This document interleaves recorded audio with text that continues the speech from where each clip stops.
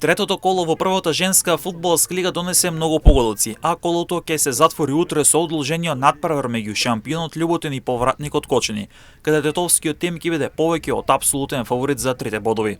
Каменица Саса на гостувањето во Струја Кајас Юнајтед загуби со резултатот 2:0, со што рударките загубија важни бодови во трката за титулата, иако се уште е рано и е почеток на првенството, но сепак ваквиот пораз моди во полза на шампионот Љуботин. Пржино уште не се покажа дека ќе биде тешко усвојува тврдина, а Тиверија Бреера загуби на овој тежок терен од домакинот Скопје со резултатот 2:1.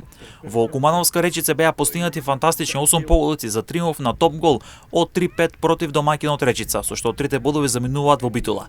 Дебитантот Вардар доживеа тежок пораз откако на домашен терен загуби од Истатов со резултатот 0:11 и засега ова е најголемата победа, односно најголемиот пораз во шампионатот.